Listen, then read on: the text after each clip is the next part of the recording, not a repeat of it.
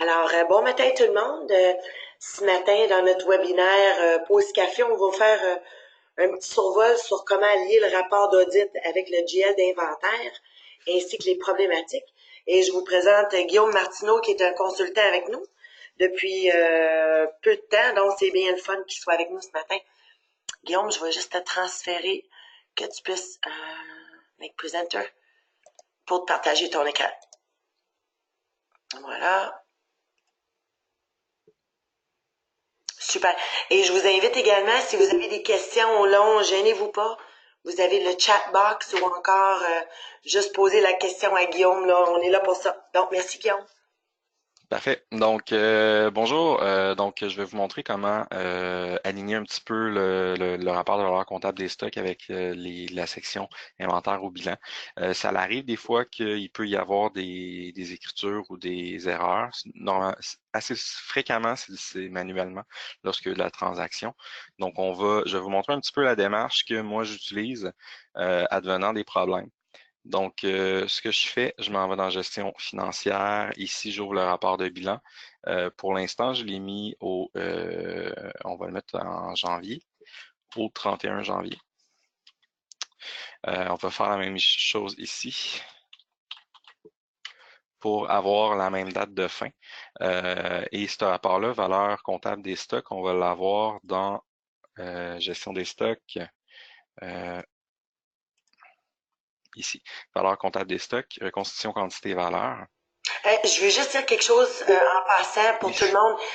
Guillaume, il est sur la version SAP pour HANA.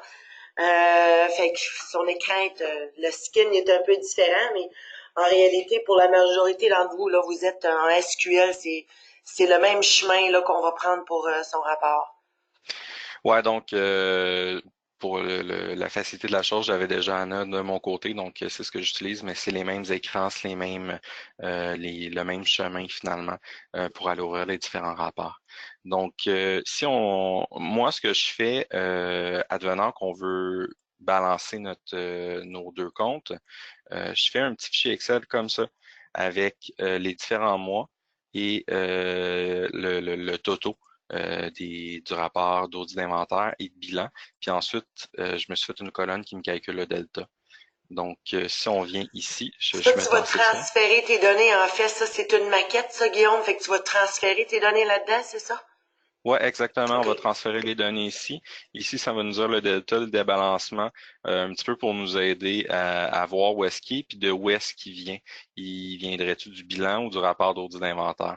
Donc, si on ouvre ici, pour ce qui est du 31 au 31 janvier, la valeur comptable des stocks, et qu'on ouvre ici côté du bilan, c'est C'est 7 quoi que t'avais couché, c'est quoi que t'avais touché, là, pour le bilan?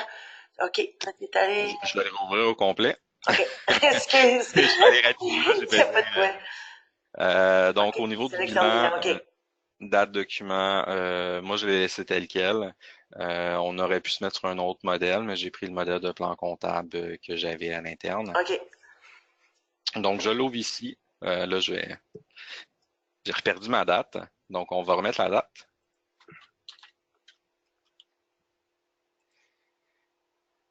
Donc, on voit 7 80 649 et 45. On prend notre fichier Excel. Donc, pour ici, 7080649.45. Et de ce côté-ci, on est bien, on a la même chose. Donc, ici, dans ma colonne de delta, qui est une colonne un moins l'autre, j'arrive à la même chose. Je vais vous passer le fait de tout faire les différents mois, parce que je l'ai déjà fait. Question de se simplifier la vie puis aller plus rapidement dans le temps. Donc, on voit ici que après avoir fait l'exercice au mois de juin, on aurait un débalancement de 2906,66 du côté du rapport d'audit d'inventaire par rapport à notre compte d'inventaire de bilan. Donc là, ça serait de lancer la recherche. Et également, un autre élément, ce rapport-là, advenant que vous avez un énorme volume de transactions, ce qui est normalement le cas, par la suite, pour chercher, on peut rajouter des lignes. Donc, pour tout ce qui est entre mai et juin, on pourrait se mettre le 1er juin, le 2 juin, le 3 juin et y aller comme ça progressivement pour rapetisser le nombre de transactions. On peut y aller avec le lundi de chaque semaine de façon à avoir un plus petit nombre de transactions puis plus faciliter la recherche à l'intérieur des rapports. Donc là, on regarde ici, on va aller au mois de juin, le 30. Donc, on regarde ici, on effectivement, et on va y aller à gauche avec notre valeur comptable des stocks. Suite. Donc, on voit que pour le compte 135 000, celui-là, il est parfait, il est correct, il balance. C'est notre autre compte, le 134 000, qui aurait un débalancement à l'intérieur. Donc, on va aller dans la charte comptable pour fouiller dans le plan comptable. Donc ici, on va aller dans le 134 qui est juste ici. Puis à l'intérieur, on a le solde par ici. Autre élément, tant qu'à être dans le plan comptable, que je vais juste vous mentionner, pour les différents comptes d'inventaire, on a une case à cocher qui peut bloquer les écritures manuelles pour éviter qu'on ait des entrées manuelles au niveau d'écriture de journal. Donc, ça peut pallier à certains problèmes qui est la personne qui fait des écritures manuelles dans le compte. Donc, on va aller par ici, on va regarder. Donc là, on voit, on regarde, puis ce qui me paraît peut-être étrange, c'est cette ligne-là, la ligne 4. On a le même débiteur que le créditeur sur la ligne précédente. Donc, il semble y avoir un problème, je dirais, avec cette transaction-là.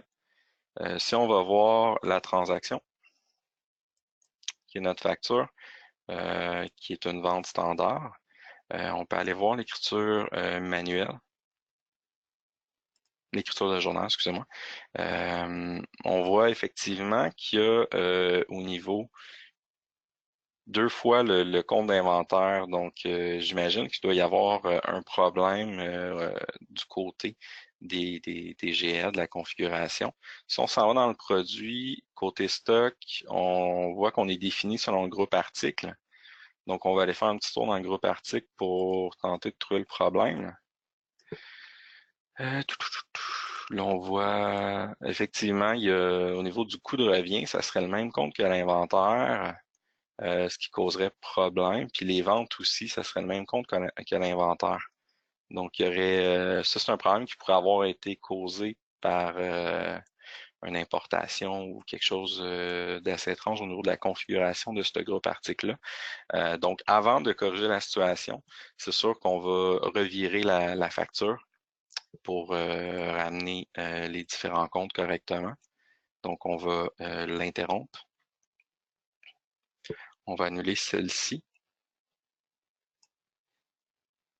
Puis avant de l'annuler, on peut toujours faire une vérification d'un aperçu. Donc là, on voit qu'on va être du bon sens. On va éliminer tout ça. On va y aller comme ça. Oui, l'annulation est irréversible, c'est ce qu'on veut. Et une fois annulé, on pourrait retourner à notre dernière transaction, prendre notre produit, corriger la situation dans notre groupe article au niveau des ventes. Je vais vérifier, je pense que non, j'ai pas le compte sous la main, donc on va le laisser tel quel. Normalement, il faudrait le revirer pour refaire la vente à la date précise. Mais pour ce cas-là, là, on va avoir fait balancer nos rapports. On peut aller voir, tout de moins. On va fermer ça. Et ça, on peut le baisser puisqu'on risque d'en avoir de besoin.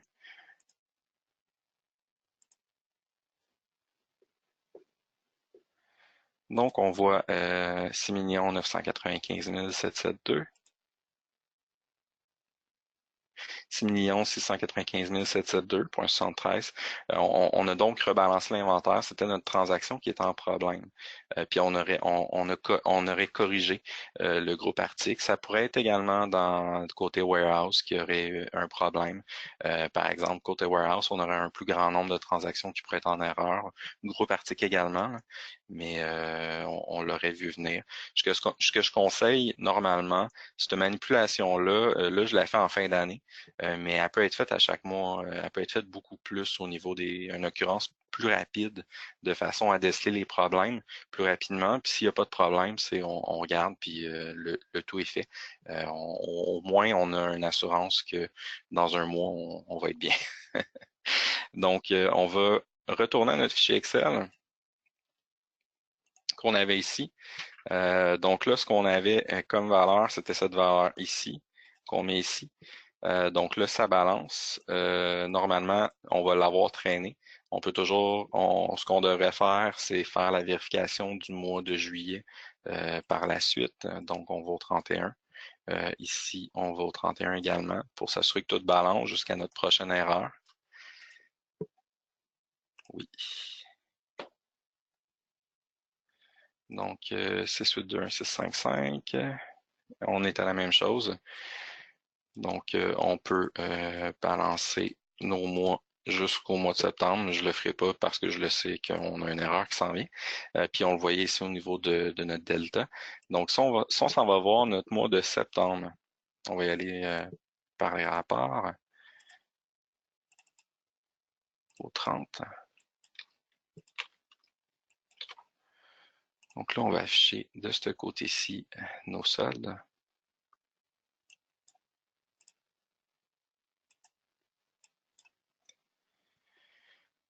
Donc, on voit quelque chose d'étrange d'un côté, mais côté bilan, on a quelque chose qui n'est pas côté reconstitution quantité valeur de stock. Donc, ça serait pour le compte Inventory Raw Material. Donc, ça serait ce qui nous ferait débalancer, ça serait de ce côté-là. Donc, on peut retourner du côté de notre plan comptable. Regardez notre compte. On voit ici encore que bloquer l'écriture manuelle est permise. Donc, si on vient voir ici, on voit qu'on a une écriture manuelle qui a été faite. C'est sûr que là, elle s'appelle débalancement de l'inventaire. Donc, on n'est pas au bon mois. On va aller au mois de septembre pour notre 1. Et ici,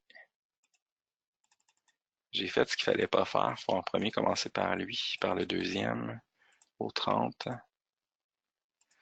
Et on va se mettre au 1er septembre. Donc là, on voit qu'on a une transaction ici sans libellé. J'avais oublié de mettre un libellé. Je suis désolé. Donc, si on regarde à ce niveau-là, non, j'avais mis un libellé. Il n'est juste pas affiché ici. Transaction qui débalance. Finalement, j'ai fait un débalancement d'inventaire, un débalancement au niveau de notre compte de GL pour vous faire un exemple. Donc, c'est le danger d'avoir une écriture manuelle sur un compte d'inventaire comme ça, de pouvoir faire des erreurs finalement, quand ça peut plus facile, quand ça peut être autogéré par le système, mais au moins, c'est une manière de pouvoir le voir. Donc là, de façon à annuler celle-là, je vais la réinverser, la créer. Là, ensuite, il faudrait faire la bonne écriture pour mettre ce qu'on voulait faire dans le compte, faire un retour en réalité à ce qu'on voulait faire pour pallier à la situation. Donc, là, si on ferme ces écrans-là, si on peut encore le baisser, on va regarder si notre mois de septembre maintenant balance. C'est sûr, je n'ai pas un énorme volume de transactions. C'est ma base de test, mais Non, mais c'est correct, Guillaume. Tu sais, écoute, le but, c'est vraiment de le voir, là. Je veux dire, les gens qui font ces travaux-là à leur bureau, là, et ça, ouais. c'est quoi? C'est toujours plus facile aussi de voir ça un peu plus épuré, là. Ouais, exactement. Mais tu sais, comme que je disais, c'est de faire du découpage à l'intérieur du fichier Excel.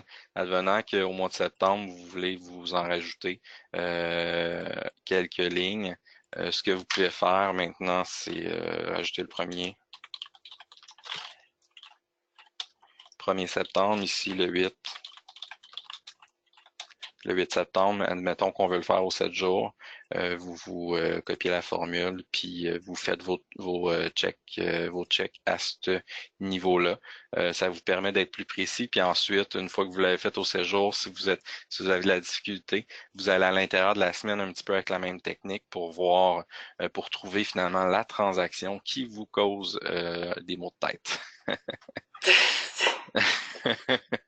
Donc, ça fait un petit peu le tour pour cette différentes vérifications-là. Comme que je disais, pour ce qui est des comptes d'inventaire, bloquer l'écriture manuelle, ça peut être une bonne chose à faire pour empêcher les possibles erreurs.